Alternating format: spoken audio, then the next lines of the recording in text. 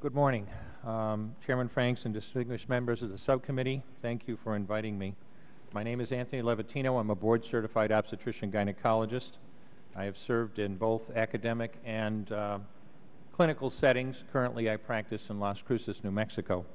I've been an obstetrician-gynecologist for 33 years, and the early part of my career, I performed over 1,200 abortions. Over 100 of them in the second trimester, up to 24 weeks of gestation.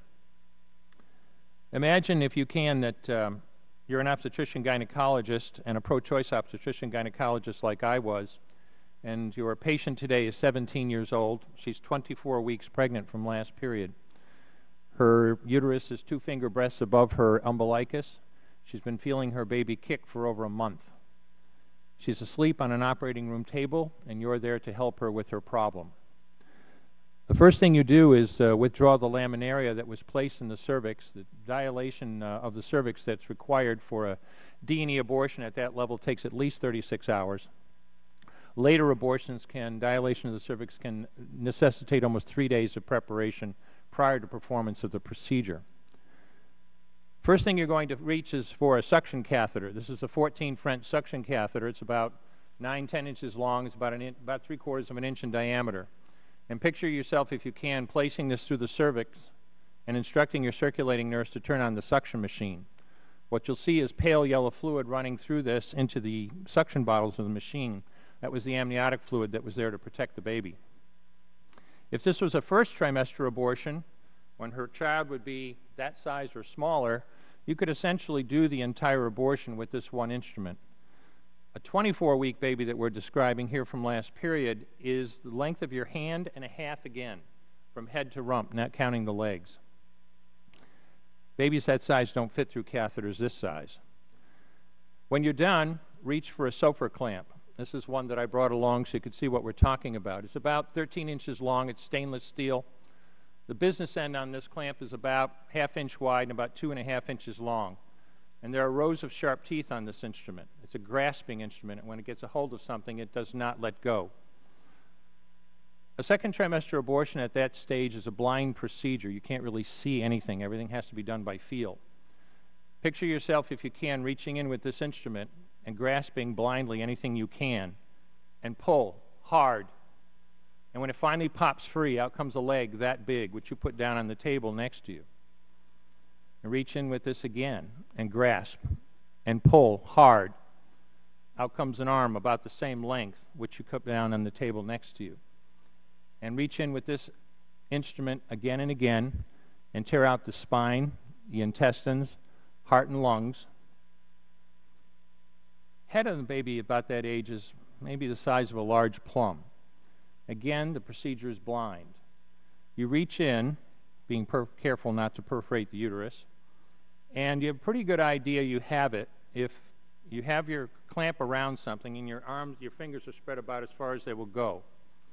You know you did it right if you crush down on the clamp and white material runs out of the cervix. That was the baby's brains. Then you can pull out skull pieces. If you had a day like I had a lot of days, sometimes a face comes back and stares back at you. Congratulations. You just successfully performed a second trimester D&E abortion. You just affirmed her right to choose. These procedures are brutal by their nature. In later abortions, when you are preparing that cervix for even more extended periods of time, you can have situations where you will get into preterm labor or even precipitous deliveries of these children. The Gosnell situation is a situation that has, I think, brought to the public's attention what we're talking about when we're talking about this level of abortion. It was mentioned earlier that the idea that abortion is needed to save women's lives is one that must be under consideration. As a faculty member at the Albany Medical College, I have treated hundreds of women with severe problems with their pregnancies that were life-threatening to them.